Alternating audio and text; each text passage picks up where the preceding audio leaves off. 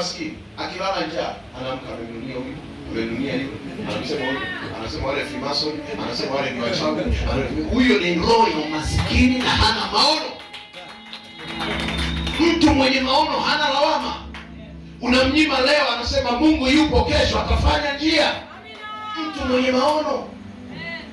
Unaozesha binti yako ameonwa kwenye madhabahu hii, alafu wale uliokuwa unashiriki nao maombi, kikundi cha maombi, unaona ghafla hawakusalimii vizuri. Kwa nini? Hajaolewa wa kwao, anaolewa wa kwako. Uchawi unaanzaga kanisani. Jina la Bwana libarikiwe. Amina. Nimshukuru Mungu kwa ajili ya uwepo wako katika siku ya leo. Oh yes. Lakini pia nimtukuze Mungu kwa ajili ya uwepo wake na nguvu zake katika siku ya leo kupitia ibada ya leo. Hiyo amina imeelekea Bagamoyo. Amen. Sema amen. Amen. Sema amen. Amina. Nimshukuru Mungu pia kwa ajili ya uwepo wa watumishi wa Mungu mahali hapa, wote ambao wameingia ndani ya nyumba hii ya Mungu ya Cross Power. Natamani kusikia makofi ya watu kwa uwepo wa dadi hapa mahali hapa. Sema amen. Kuna mtu alikuwa anasema sijawahi kumuona rais wa mitume na manabii, lakini leo tuko naye ndani ya nyumba ya Cross Power. Can somebody shout hallelujah? Can somebody shout hallelujah?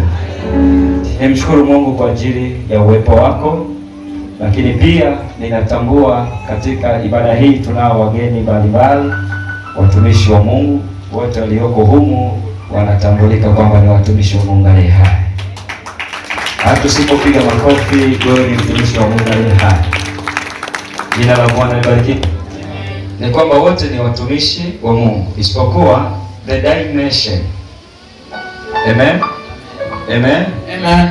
Viwango tulo tunatofautiana, nasema amen. Amen. Na kwenye ofisi tofauti. Kuna mwingine mtumishi kwa njia ya uimbaji, na mwingine mtu bado ni mtumishi wa Mungu aliye hai. Sema amina kama uko na mimi. Amen. Sema amina kama uko na mimi. Amen. Kwenye ibada ya leo, acha niende moja kwa moja kwenye utambulisho ili tuweze kwenda vizuri. Sema amina tena. Amen. Kwenye ibada ya leo natambua uwepo wa watumishi wa Mungu ambao ni Zaburi 130. Nisikie makofi mazuri kwa ajili yao. Hayo makofi bado ni madogo kwa ajili ya Zaburi. Haleluya. Haleluya. Haleluya. Ndani ya Zaburi pia kuna mtumishi wa Mungu ambaye natambua uwepo wake sana mahali hapa, anaitwa Gadi Sedekia. Ongeza makofi mazuri kwa ajili yake. Amen. Amen. Amen. Amen. Amen. Amen. Ninatambua uwepo wa mtumishi wa Mungu, mwimbaji wa nyimbo za Injili, mtumishi wa Mungu Jackson Benti. Ongeza makofi mazuri kwa ajili yake. Sema amen. Amen. Hapo ndo utakutana Baba yangu uliye mbinguni, naomba unipange moyo. Tuishie hapo, tusiharibu wakati yuko hapa. Mtu wa heshima sana, mtu wa heshima sana, my best friend, mwisho wa Mungu Chandaro, Nabii Chandaro yuko mahali hapa. Ongeza makofi na shangwe kwa yeye. Huyu ni rafiki yangu sana kwa muda mrefu sana.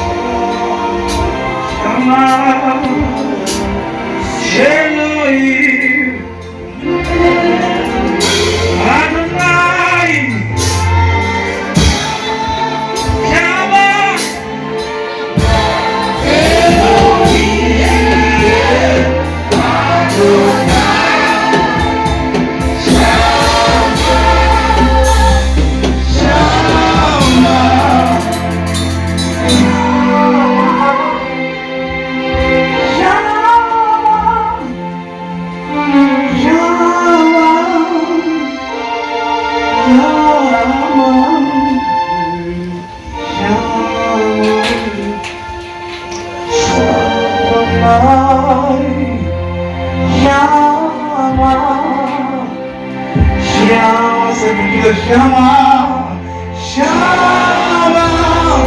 shama, wote shama, shama,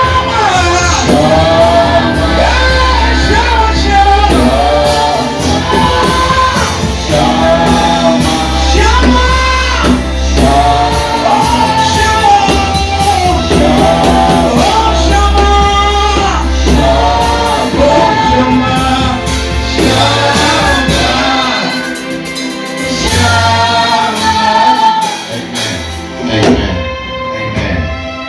Wacha tumshukuru Mungu kwa dakika hizi chache.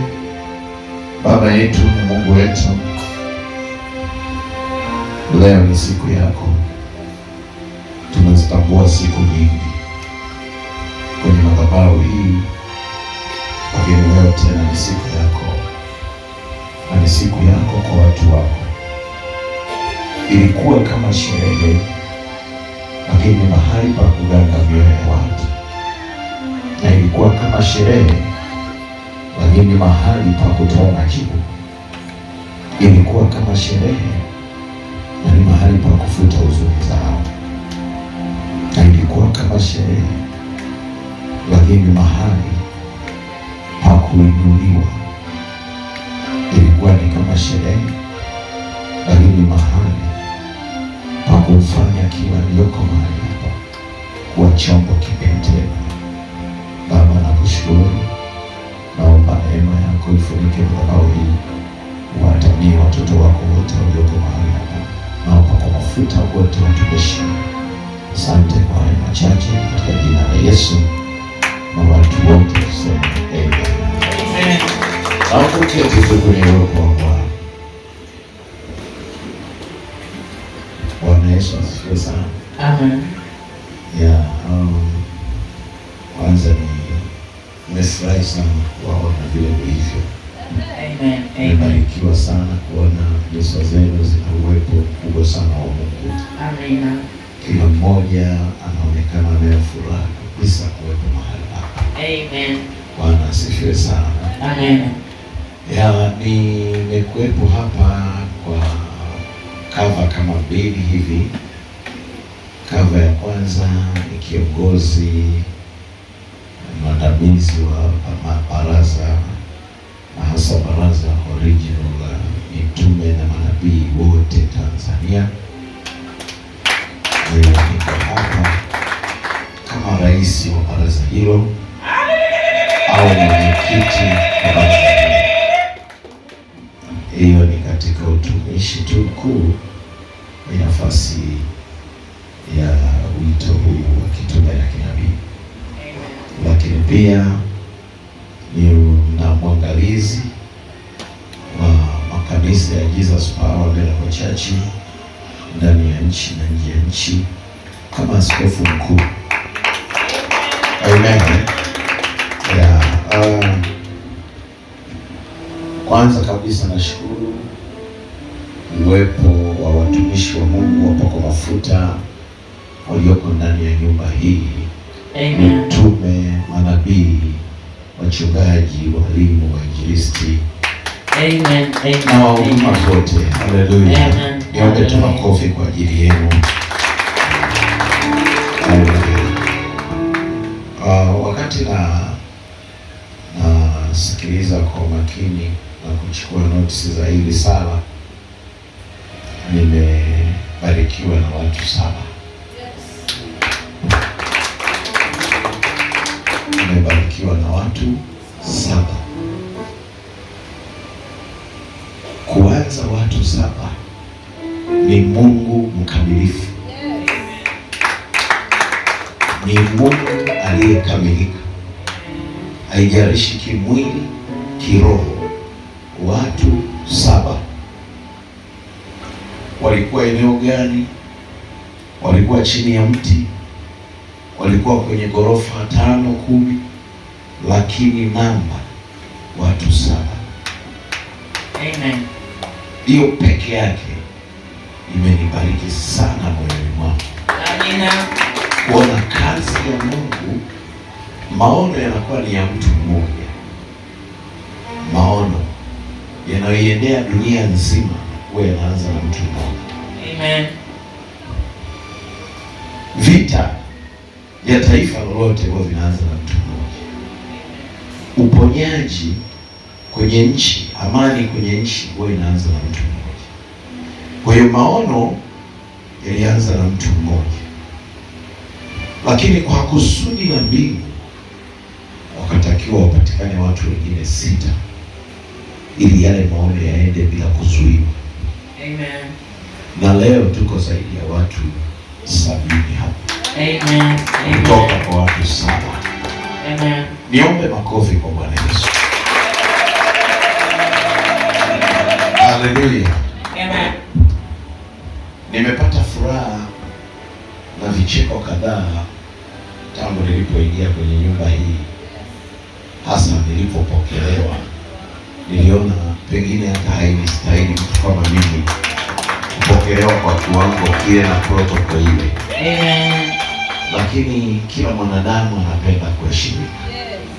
Hata wewe hapo unapenda uheshimiwe, iwe kwenye familia, iwe kwenye jamii, na hata kama ni mtoto wa mwisho. Amen. Kwenye kuzaliwa anapenda aheshimiwe. Ndio. Ni huruka ya mwanadamu. Kwa hiyo nimefurahi sana kuona nimeheshimika. Amen. Bwana asifiwe. Nimeheshimika na kupitiliza. Amen. Lakini mimi navua hizo heshima zote, tunampa Yahweh. Amen. Amen. Amen. Amen. Amen.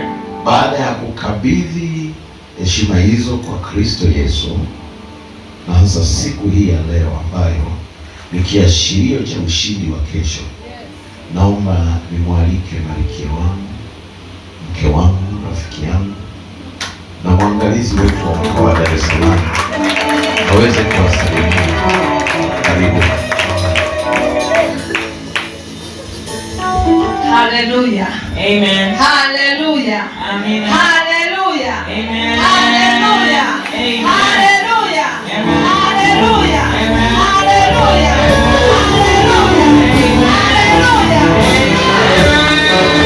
Huyo ni Bwana. Amen. Katika leo hiyo unaweza kutunga wimbo. Amen. Amen. Nitaka kidogo nione kama naweza kutunga wimbo leo. Amen. Amen. Basi namshukuru Mungu sana kwa neema ya kipekee kabisa leo kuingia mahali hapa kwenye madhabahu hii tukiwa na baba hapa, mtume na nabii baba yetu. Nina kila sababu ya kunyenyekea. Amen. Amen. Tunamshukuru Mungu sana kwa ajili ya mtumishi wa Mungu. Nimefurahi kuwaona mama hapo. Nimefurahi kukuona, nilikuwa sijakuona, lakini baba tuko naye. Haleluya. Amen. Kwa hiyo nina furaha sana sana sana. Naamini leo katika uzinduzi huu Mungu anakwenda kufanya. Amen. Amen. Na baba hapa ameshaanza kugusia, nisije nikampotezea muda. Amesema kwamba tukio la leo ni kiashirio cha kesho. Amen. Kwamba tayari yote yamekwisha kwisha. Amen. Na sasa tunaanza upya. Haijalishi ilikuwa watu 7, yes, lakini sasa tunaanza upya. Haijalishi tulikaa chini ya mti, lakini sasa tumekaa kwenye viti. Haijalishi tulikuwa tuna vyombo, lakini sasa tuna vyombo. Mwambie jirani sasa. Mwambie jirani sasa. Tuna vyombo. Na kesho ni siku ya ajabu sana. Amen. Tukio la leo ni kiashirio cha kesho. Amen. Asante. Tumwongezee Mungu wetu makofi. Bwana Yesu asifiwe sana. Basi shukrani za pekee kwa baba wa nyumba hii ambaye Mungu amempa maono kuyaendea maelfu ya watu pamoja na malkia wake mzuri. Shukrani kwa maneno. Ningesikia makofi mengi sana. Haleluya. Ni siku ya peke yangu, nimeambatana na watumishi wa Mungu ambao sasa hatua hii ya mwisho watambulishe. Niko na mchungaji wetu, sekretari wa kanisa anaitwa Pastor Happy Mosha. Mungu mwema kwenye maisha yetu, takriban miaka 9 kwenye huduma yetu. Miaka 9 binti aliyemaliza form 4, sasa ni mdada. Haleluya. Niko na producer wetu wa media, television pamoja na radio, lakini pia kiongozi wa protocol kanisani, wengine Arusha, wengine Dodoma. Nimebarikiwa mtu wa Mungu kwa wimbo mzuri. Karibuni hata kwangu pia, taomba mwaliko kupitia baba yenu. Na wakati wanafanya vitu vyao, nilikuwa natamani hawa ni abudu nao kesho. Lakini kuna mabradha hawa ambao walifanya kazi kubwa kwenye taifa letu, eneo la gospel, wakitokea ukanda ule wa kaskazini Arusha. Mimi nilikuwa mfuatiliaji na nimekuwa memba sana wa ile maana ile huduma ya Christopher Mwakasege kwa miaka kadhaa.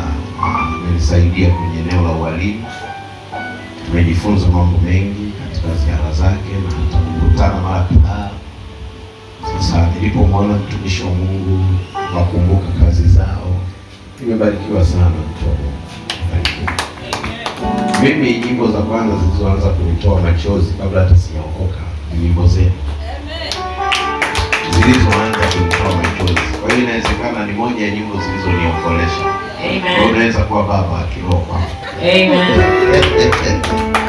Bwana asifiwe sana. Lakini bwana mdogo pale, mtumishi wa Mungu, ndugu wa Sedekia, yaani nimebarikiwa sana na wimbo wako, na wakati unaimba hapa nilisikia kabisa ndani yangu ni uweze kufanya kitu kwako.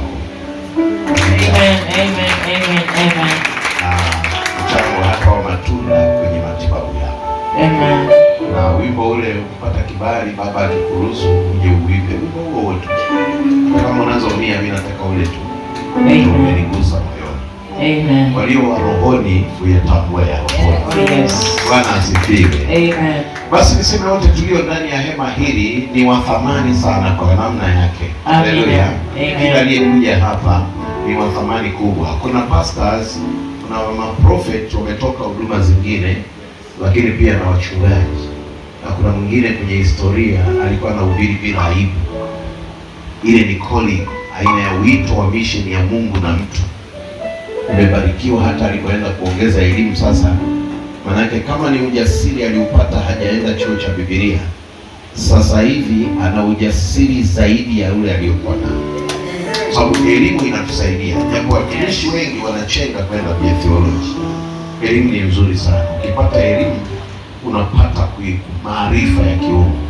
Amen. Kwa hiyo mbarikiwe wote. Haleluya. Amen. Na imenionyesha kwamba una ushirikiano mwema na jamii ya watumishi wa Baba Mafuta.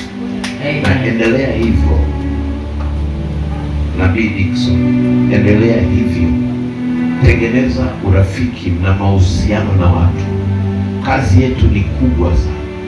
Ukiona unakoelekea, unamthamini kila mmoja. Ukiwa hujui unakoelekea, utawadharau watu. Imenisaidia kwenye maisha ya leo kumheshimu kila aina ya mtu. Waliotuumiza bado tunawapokea.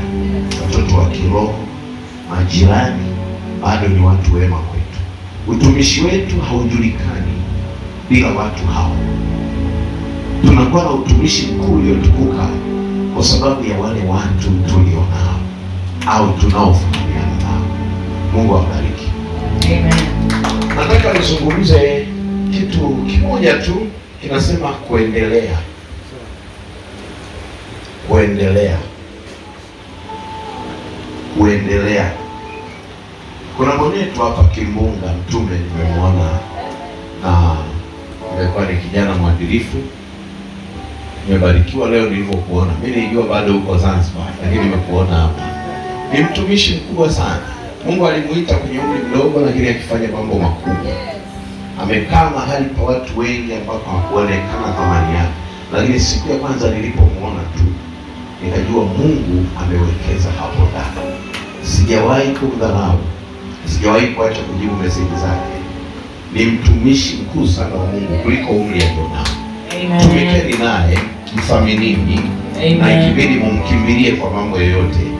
Ni wale wanaopatikana. Tuna watu wakishakuwa kiwango fulani ni adibu, lakini tuna watu wanaopatikana. Nilipomwona Chandaro ametangulia kwenye nyumba hii, nikasema hapa tuko salama. Maana ndio miongoni mwa wachungaji wetu ambao sasa wananifanya muonekana nina nguvu, hata nikidondoka kesho wao wanaendelea na jukumu. Barikiwe. Kitabu kile cha Kutoka ile sura ya 14, tutasoma tu mstari mmoja wa 15. Biblia inasema hivi: Bwana akamwambia Musa, mbona unanililia mimi?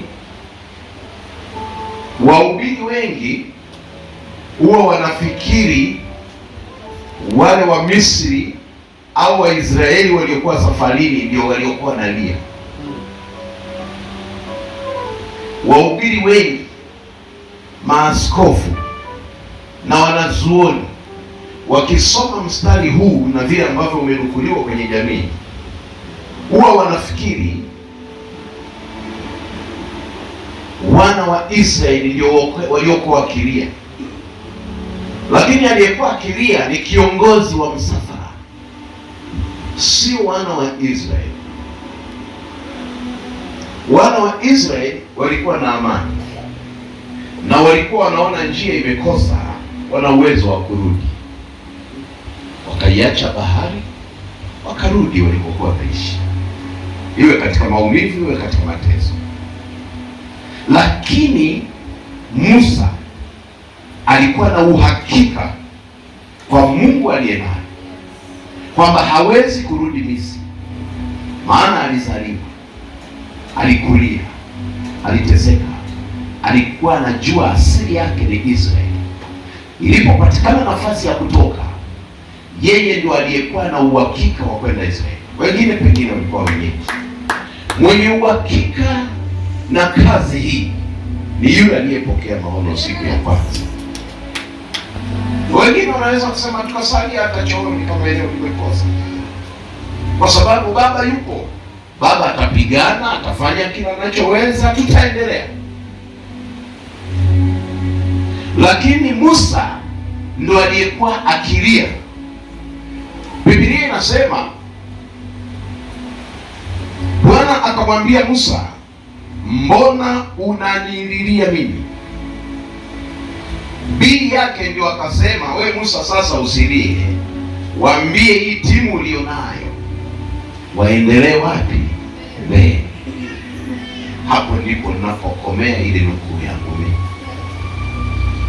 Hao wengine ni kauli moja tu kwamba tuendelee mbele tukajenge hekalu la kutisha Dar es Salaam. Ile mamlaka tu ulionayo wewe na Mungu itasababisha kila mtoto hapa awe na uhakika wa kufanya kinachoenda kufanyika. Anawambia waambie wasonge wapi? Mbele. Kwa nini? Mission ya Mungu na Musa ni zaidi ya uwezo wa ile bahari. Mission ya Mungu na Musa ni zaidi ya mchafuko wa mawimbi ya aina yote. Kwa sababu Mungu akiwa na mission na wewe, wafikishie wahusika, lakini wewe una uhakika. Bwana asifiwe. Kitabu cha Luka, na hapo tu nimalize, nizungumze mambo machache ya ufahamu. Na kama kuna mtu anawaza kumiliki fedha, alisikilize vizuri, atamiliki hata bila msaada wa mtu yoyote. Ukiona tunaingia hapa na magari yenye majina, hakuna ilizi, hakuna kombe, hakuna agano, ni Yehova Shama. Kwa hiyo mtu yoyote anaweza kuvuka kwenye mateso ya pango la nyumba akinisikiliza kwa dakika hizi chache. Bwana asifiwe. Luka sura ile ya 2, mtanukuu pia mstari mmoja, yani nataka tu nipite kwenye mstari mmoja tu.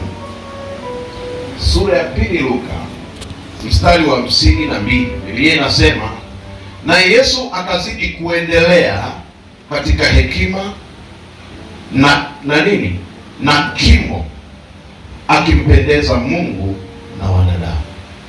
Nataka nitabiri, sitabiri kwenye madhabahu hii na wala sitabiri kwenye ardhi hii, na tabiri kule ambako Mungu amepaandaa mtakapoenda kuinua hekalu.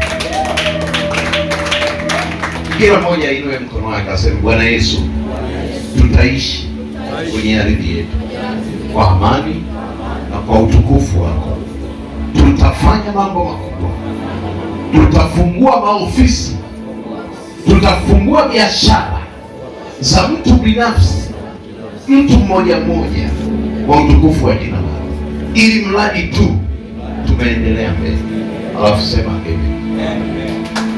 Sasa hii ninayosema ndio itaenda mpaka kwenye uzao wako. Mtoto ambaye anafeli shule atapenya kwa neno hili.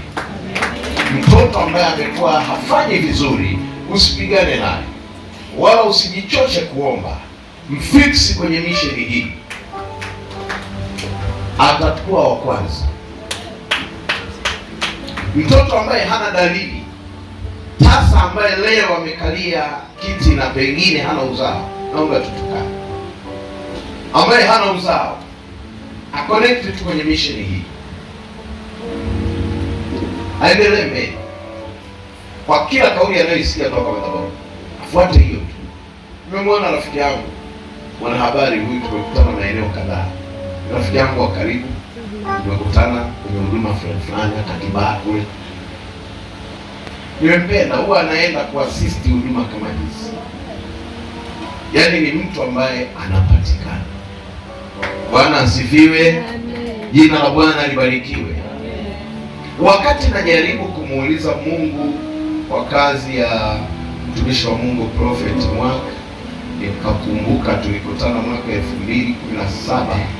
Alikuwa si mtumishi, hakuwa mchungaji, alikuwa ni kijana wa kanisani kama nilivyoona watumishi wengine wanatenda hapa chini yake. Yeye alianzia kufanya hivi kwa watumishi wengine huko. Ndipo tulipokutana mimi na yeye, na kwenye huduma ya Jesus Power Branch ndiko alipokuwa anafanya huduma hii. Kwa hiyo mchungaji wake aliyekuwepo wakati huo ndio niliyekuwa nimemfungulia hilo tabu mwaka 2017. Alikuwa haja watu na hiki kitabu kutaka kujua shuhuda na Bwana anapoinua watu. Alikuwa kama kijana wetu yule, nani jina huyu mdogo wake Sedekia? Gadi. Alikuwa kama hivyo, na alikuwa hana suti nzuri za gharama kama leo. Kwa hiyo bado katika hali zote tumemwona Bwana. Mpe Bwana makofi na vigelegele. Tumemwona Bwana. Amen. Leo mimi kwangu ni muujiza kukuta na watu wenye ufahamu na amekalisha watu wenye hekima namna hii. Ni mshangao kwangu mkubwa sana. Nimemwona kwenye mitandao anapokea watu airport, anapokea wageni. Ila bado namwangalia kama sielewi. Mimi sikumuona kwenye mapito haya mengine, na haikutakiwa nimuone, kwa sababu kuna wakati Mungu mwenyewe huwa anakuacha wewe upambane kwanza kwa akili zako ili aje ajitukuze baadaye. Amen. Amen. Kwa hiyo nimemuona anaalika wageni, ana ujasiri wa kutosha. Kwa naamini hata hili jahazi siku moja mtakaa mahali penu, mtakuwa na maofisi.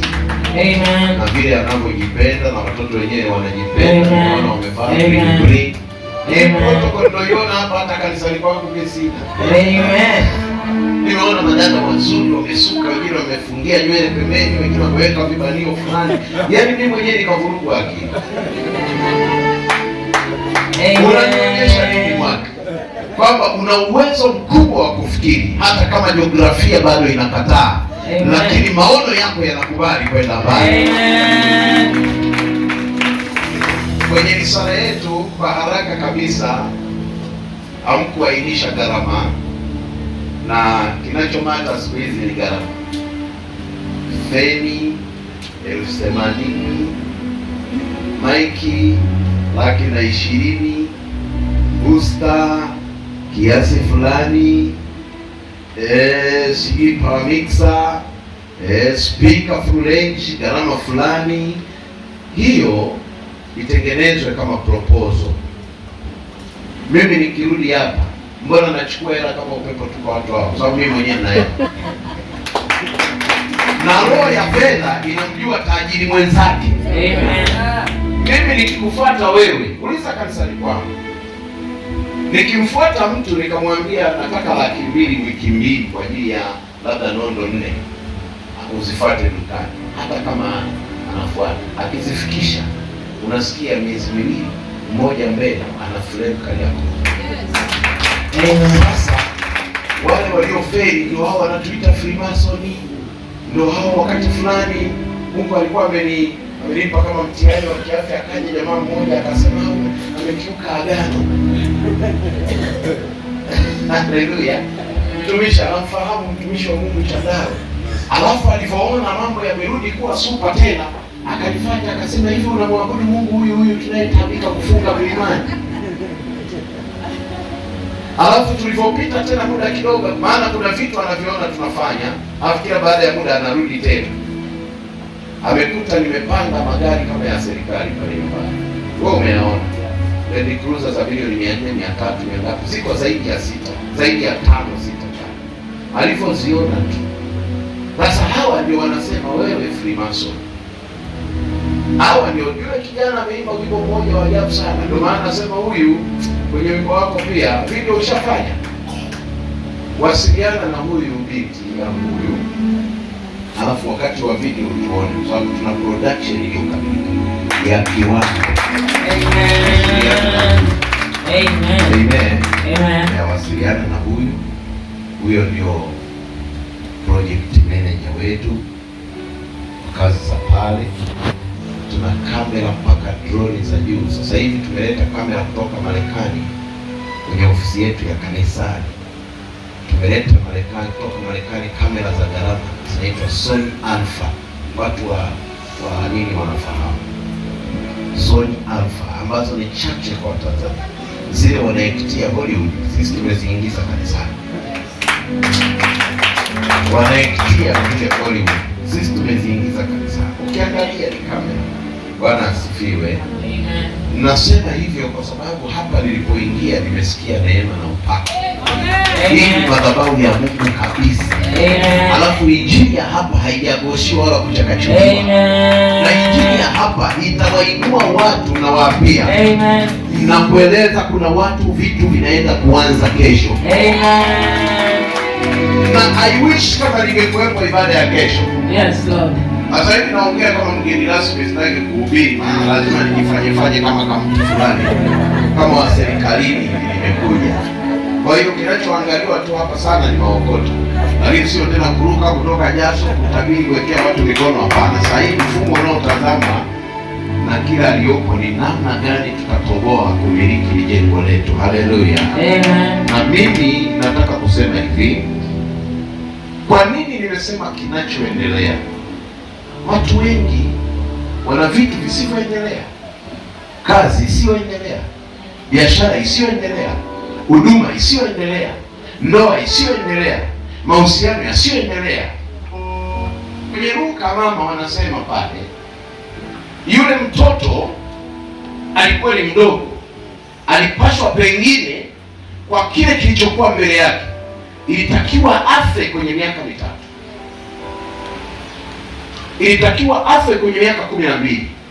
Siku Wayahudi walipomwona kanisani akifungua kitabu ambacho hawana uzoefu nacho, siku hiyo ndio vita ya kwanza. Yule mtoto alitakiwa afe, lakini Biblia inasema akakuwa na kuendelea na kuyajua mabaya, mema na mabaya. Aliendelea, na leo tuko kwenye season yake inayoendelea. Na kila mmoja aliyoko hapa, kila jambo lake litaendelea kwa jina la Yesu. Ninasema kila unachokifanya kitaendelea kwa jina la Yesu. Hakuna mganga wala mchawi atakayezuia jambo lako kuendelea. Na manabii na mitume wako mahali hapa. Alipawa baifosi, kuna kitu kitaenda kutokea kwako. Sema haleluya. Haleluya. Kuendelea. Wakati mimi nasoma mambo ya income financial case, nilikuwa nauliza kwa nini walokole wengi maskini na Mungu wao ndio mwenye kila kitu? Kwa nini watumishi wengi hawana uwezo na Mungu wao ndio kila kitu? Mbona wanamshika ibilisi, wanamyumbisha, wanamuoa kwa mtoto, wanamweka nje ya nyumba, wanaweza kumchezea shetani, wakamshika mchawi, wakamtupa hivi akaacha kuchezea nyumba yako. Wana uwezo mkubwa sana. Kwa nini wasikamate yale mapepo yanayozuia pesa? Wana uwezo wa kukutangazia pressure na hiyo kansa vikaondoka na vikatoroka kabisa kwenye mji wa ule mwili. Wameshindwa vipi spiritually, kwenye ulimwengu wa roho, kumuondoa yule pepo anayezuia uchumi? Suleiman aliingia mahali ambapo palikuwa pana ufalme lakini hapakuwa na fedha. Aliingia mahali ambapo palikuwa pana mamlaka lakini hapakuwa na pesa. Daudi hakuwa na uwezo kifedha. Alikuwa na mahusiano mengi na Mungu lakini hakuwa na uwezo. Fedha ni Suleiman ndio alianza project ya ku-income money. Leo unajua sisi tunavyosimama mbele, tuna neema na agano na Mungu. Lakini wanaostahili kufanikiwa zaidi sio sisi, ni hawa wanaotutazama, ambao tukitamka mambo juu yao tukakuta nao wana akili nzuri ya utulivu na uvumilivu, wasiokimbia kwenye viwanja kurundikana kuangalia ma TV, wakawa na ufahamu uliotulia, wakakubali kunyenyekea kwenye kitu kinachoendelea, hawezi kuwa maskini. Hawezi kuwa maskini. Amekuja mtu mmoja kanisani miaka 7 ana tezi dume, ameshirikana madaktari, wamempa kliniki linarudi hivi linarudi, alafu amefilisika kanyafa, ameuza kila kitu na nini, hana kitu. Aliponifikia tena alishimaviwa na huyu mama alikuwa kwenye redio anahubiri, alafu akampata. Alipokwenda tulikuwa tumefungua huduma nyingine branch zoni kama ya kuona watu, akaenda akamkuta mama pale, alafu mimi si akazungumza na mama. Alivyoeleza mizigo ya mateso yake, mama akamwambia hapana, hii ngoma ilete kwa baba Jumapili. Yule bwana akaja, alafu siku hiyo mama hayupo. Alipofika akasema, nimeelekezwa na mchungaji niliyemkuta eneo fulani ambaye ndio mke wako. Nilipomsikiliza nikamwambia, hii ghasia inaisha. Bwana asifiwe. Nikamuuliza vitu vichache upande wa familia yao, kwa maana ya family spirit. Nikaangalia hivyo zake kwa ajili ya rejection spirit, mahali ambapo yote imeshikwa. Tukafanya deliverance, tukaformat zile kesi, nikamrudisha mjini. Leo anaduka Kariakoo katikati na anafanya biashara jumla, na hata wewe utasimama pale kwa ajili ya Amen. Shiriki na hiki kinachoendelea.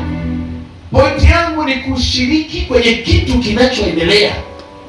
Inawezekana wewe ni shahidi, vya kwako vingi vimefeli. Vya kwako vingi vimefeli. Ukikuta kuna mtu ana kinachoendelea, ukishare na kile kinachoendelea, I swear before God, maisha yako hayawezi kuwa hivi. Umaskini wa wapendwa unatokana na uoga. Hauthubutu. Wanajua kuomba, wanajua kuvunja vitu, lakini hawajui maarifa ya kuleta uchumi kwa familia zao. Na inawezekana hata wengine tunawaudhi tukitokea hivi kwenye matukio kama haya, tunawaudhi. Afadhali nyinyi ni watoto wa kiroho wa mtu fulani, na wengine ni marafiki kihuduma, wengine ni wakongwe wa mtu fulani. Lakini tufanye hili kusanyiko lingekuwa la wachungaji. Mimi nakutana na mitume, nakutana na manabii, nakutana na maaskofu wote wakubwa, kwa sababu mimi ni rais wa ile baraza. Unawaza nini tungekuwa tumekutana hawa wote ndio watumishi? Alafu wewe unafika una kitu cha tofauti ambacho wao hawana. Sikunainuka vita nyingi. Si ni hawa waliookoka? Tena sio wamekutangulia wewe kwenye imani. Unawaza nini hiyo mbili? Sisi ukimpata mtu mwenye nguvu, mwenye ushawishi, hata kanisani wachungaji wanawahi kuwazuia. weka hapa, wala usifanye. Wewe bado. Wewe hivi na hivi. Wewe huwezi kujua hili ni tunda ambalo limeanza kuonekana. Linatakiwa likasababisha heshima irudi nyumbani. Paulo akasema Wagalatia nani amewaroga? Nchi yetu hii, kesho akitokea mtu akaanza kutengeneza bajaji mwenyewe zisiagizwe China, ujue hana maisha.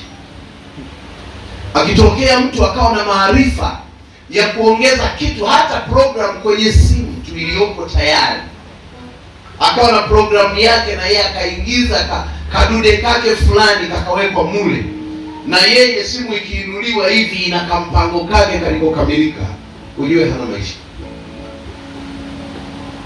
Na hayo pia ni maisha ya watumishi. Bwana asifiwe. Amen. Sasa hivi unaweza kuwa unaniangalia hivi kwa huruma, lakini hawako kwenye mthubutu. Dar es Salaam tunahangaika sisi, tuna watalii wa kiroho, hatuna waumini. Sisi Dar es Salaam hatuna washirika, tuna watalii wa kiroho. Lini tutawapata watoto wetu tuwatengeneze kwa uchungu? Nilipokuwa naanza uongozi kwenye ile mamlaka, Mungu akaniambia kitu, nisikilize vizuri. Na siongei na nyinyi kama washirika, naongea na nyinyi kama level ya watumishi, kwa sababu ndivyo tulivyo sahihi. Amen. Na hapa najua kuna mjasiriamali ataokota kitu cha kuondoka nacho. Bwana asifiwe. Amen. Kuna mtu ameshakata tamaa kuhusu uchumi kwa sababu kila anachoanzisha kinafeli. Sasa hivi atajua nguvu ya kwenda kwa zamani. Amen. Bwana asifiwe sana. Amen. Nisikilize vizuri. Kuna wakati sisi tunakuwa tuko eneo kama hili, tunatamani Mungu atufanyie kitu, lakini hata kama Mungu yuko tayari kukufanyia leo, wewe hujui. Ndio maana unaona leo utakuwa hapa, kesho pale, kesho kutwa huko, utaondoka kule, yaani unapigana na wingi, huna mahali pa kulelewa. Nikawaambia watumishi wenzetu, kwa mara ya kwanza tulifanya mkutano pale Bungo Plaza, nikamwambia hivi, mnawaza nini? Sisi wachungaji tuliopewa mamlaka na neema na Mungu, umepewa wewe na waumini 50 chandao, alafu wale waumini wako hawana uwezo kabisa. Uingie maombi, useme na Mungu aliyekuita, hata kama ni mwaka mzima, kuhusu waumini 50, waombee tu afya na uchumi. Ukiwa mwaminifu, unajua baada ya mwaka kwenye 50-20 watakuwa wamefanikiwa. Nani anaamini? Bwana asifiwe. Nani anaamini waumini 20 watakuwa wamefanikiwa? Kwa maombi ya mchungaji thabiti, si ndio? Okay, hawa waumini 20 kama watafanikiwa, mfano kila mmoja awe amepata milioni 10 za kwake kwenye mishe zake kwa maombi ya mchungaji, hawa waumini 20 wakiamua kupeleka zaka kwa uaminifu, manake wamejengwa, wamejua utajiri chanzo chake ni hapo, wakapeleka milioni 1 kwa mchungaji, hata kama ni nyakati tofauti, mchungaji atakuwa na shilingi ngapi? Atakuwa na shilingi ngapi? Atakuwa na milioni 20. Muumini aliyepata milioni ngapi? 10, atakuwa na shilingi ngapi? Kwa nini wachungaji wasisage miguu? Kwa nini wasisage makoti kiwango cha kupitiliza? Maana yake na wao hawamwamini Mungu. Kila siku unataka kutembea na mtu ambaye anakutegemeaga wewe. Mkitoka hatua 5 amekuomba msaada, hatua 10 amekuomba msaada, huyo rafiki mnaweza kwenda naye muda gani? Sasa maarifa ya uchumi hayako hivi. Bwana asifiwe. Ukitaka kufanikiwa, nisikilize kwenye kitabu cha Methali. Fungua Methali pamoja na Biblia. Nianze sehemu ambayo kabisa ya kawaida itakayokuudhi. Utapenda mwenyewe. Na ukijua maarifa ya utajiri kwamba yanatoka hapa, utanikumbuka na utanitafuta siku moja uninunulie hata grease fresh kwenye mtaa wote ule. Kitabu cha Methali sura ya 3 anasema mstari wa 1, mwanangu, usisahau sheria yangu, bali moyo wako uzishike amri zangu, maana zitakuongezea wingi wa siku hiyo 1 na miaka ya uzima na amani 2. Alafu anasema rehema na kweli zisifarakane na wewe, zifunge shingoni mwako. Hiyo ni taarifa ya Mungu anapotaka kufanya commitment na mtu.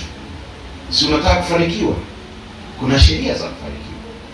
Ukija mstari ule unaofuata wa 9, anasema mheshimu Bwana kwa mali yako na kwa malimbuko ya mazao yako na kwa malimbuko ya mazao yako yote.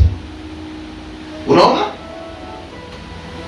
Mheshimu. Umeanza kufanikiwa kidogo, huji kanisani. Umeanza kufanikiwa kidogo, uko busy.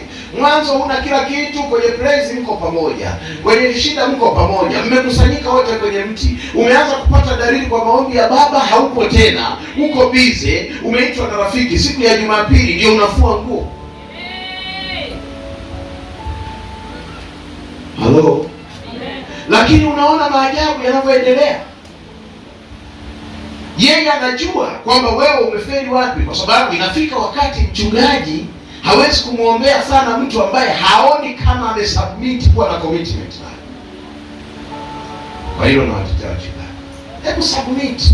Leo nikimnunulia soda, kesho na yeye ninunulie. Huyo mtaanza kupaa pamoja. Na baraka zenu zinakuwa zinagawanyika, kwake zinaingia 5, kwako zinakuja 5. Mkikutana kesho zinakuja kwako 10 na zinaingia 10. Mkikutana kesho kutwa, kesho zinaingia 20 kwako. Ndio Mungu anachofanya. Sasa akiangalia anaona wewe unalazimika kuwa mpambe wa mtu aliyebarikiwa badala ya kuwa mpambe wa anayetoa baraka. Ndio watu wamefeli hapo. Wewe unatakiwa uwe mpambe, kiherehere, chawa wa yule anayebariki watu.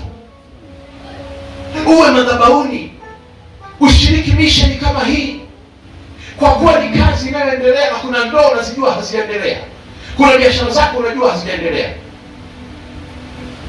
kuna mahusiano ulikuwa nayo juzi yamevunjika jana, hayaendelea, nyumba unayoishi haina maendelezo. Unaona kuna mtu ana mission ya kuendelea. Kwa maana Musa alikuwa na vision ya kuendelea. Mungu alikuwa ameamua Musa afike ambako hajafika. Musa hajazaliwa Israeli. Mungu anataka Musa ndo awapeleke. Wanamwangalia Musa. Musa amefika, anataka kulalamika, mpeke yake ndo analia. Mbona tena bahari? Na jana uliniambia tunaenda. Mungu anamwambia hapana. Sio wewe unayesema hayo. Najua wewe unawahurumia hawa ambao kila siku hawaendi fellowship. Unawahurumia hawa ambao kesho wanaenda kwa mchungaji fulani. Wageukie hawa. Waambie wakubali kuambatana na wewe. Watafika wanakotaka kufika. Kama ni biashara watafanya kupitia wewe. Kama ni magari watanunua kupitia wewe. Kama ni viwanja leo wataanza na kiwanja cha kanisa, lakini Mungu atafungua viwanja vyao ili wasipange. Wewe unakomaa kuwa mpangaji kwa sababu hujashare na mtu anayeendelea. Hiyo ndio failure yetu. Wacha nikwambie, labda nikuudhi tena. Unajua mtu mwenye mafanikio hata akilala njaa huwa bado ndani yake anasikia amani. Lakini mtu mwenye roho ya maskini akilala njaa anaamka amenunia huyu, amenunia yule, anasema wale Freemason, anasema wale ni wachawi. Huyo ni roho ya maskini na hana maono. Mtu mwenye maono hana lawama. Unamnyima leo, anasema Mungu yupo, kesho atafanya njia. Mtu mwenye maono. Unaozesha binti yako ameonwa kwenye madhabahu hii, alafu wale uliokuwa unashiriki nao maombi, kikundi cha maombi, unaona ghafla hawakusalimii vizuri. Kwa nini? Hajaolewa wa kwao, anaolewa wa kwako. Uchawi unaanzaga kanisani. Wakirudi maombi yao ya usiku wanafunga, yule naye asiolewe kwa sababu wa kwao hajaolewa. Uchawi unaishi kanisani. Nyinyi kwa nyinyi ndio mna ugumegume. Huyu kasikia siku fulani mtu anaenda kupokea pesa yake, anaifunga church. Mtoto wake anataka kwenda siku wapi, anafunga. Sasa anapofunga ya yule, ya kwake anafungika automatically. Yeye anafunga kwa maombi, alafu automatically wa ndani na yeye yake anafungika. Ndio maskini wa wapendwa. Haleluya. Wangapi wanataka kuendelea? Mpe Bwana makofi. Na mimi natamka maisha yake yaendelee kwa jina la Yesu. Unasoma kitabu cha Mithali 16 anasema baraka umkalia mwenye nini? Mwenye haki. 11:8 anasema neno fulani huwa analipenda mara kwa mara kulisema. Anasema mwenye haki ataokolewa katika dhiki. Mithali 11:8. Anasema mwenye haki ataokolewa kwenye dhiki. Alafu mtu mwovu ataingia badala yake. Mwenye haki. Mwenye haki sio huyu anayefika tu kanisani anakaa unafundisha na sinzia. Sio mwenye haki. Mwenye haki ni yule anayebeba maarifa hapa. Anasikia kila neno lisimpite. Biashara yangu kama ilifeli, pengine ilifeli kwa sababu huyu baba anapigania pango la kanisa, anapigania ardhi ya kanisa. Mimi sijatia jina pale. Mwenye haki anaanza kuugua kama unavyougua. Na watoto wa kiroho wa kweli utawajua wakati unapita kwenye jamii. Ndio utawaona. Siongelee msingi wa watu 7. 7 ni utimilifu. Ni namba ya kitimilifu iliyotimia katika elementi zetu za kinabii. Namba 7 ni timilifu. Na ndio maana ilianza. Mungu alijua huyu hatafeli. Hata wakimkimbia waumini wote atahamia Mbagala. Atakaa pale na wajinga wesi watamwelewa. Nimkataa. Niliwahi kuambia ukiwa na haki, kuna vitu ukiomba vikagoma, relax. Ukiwa na haki, kuna kitu ukiomba ukaona kinachelewa, relax. Wala usiombe, wala usitese mwili wako kufunga. Hizi mambo za kukimbia milimani sasa hivi hazina mimi. Mungu haishi tena milimani. Mungu anaishi kwenye maisha ya watu. Mungu wa milimani unaenda ukashuka na mapepo ya kutosha. Mizimu ya kwenu ikakubambika pale, ikakutandikia pale. Wewe ukashuka una nabii zingine unaeleza vitu kumbe ni maroho. Ndio hivyo vitu wanashikana milimani sisi. Huu muda Yesu alishafika msalabani. Maisha yetu sasa hivi sisi ni relax. Na nyinyi vijana wangu, wanangu wa kiroho, acheni kustua umaskini wa kibii. Unajua ni kwa sababu gani? Toka siku moja tembelea hoteli nzuri hata kama unaenda. Kakae pale jifanye unasubiri mtu. Wapite waione na sura yako pale. Kama kuna gazeti hata hujui kusoma lishike hivyo anza kulichungulia. Ndio usijikiku vize na simu yako maana wewe umekesha naye. Sio unanielewa? Nenda Serena, nenda Sheraton.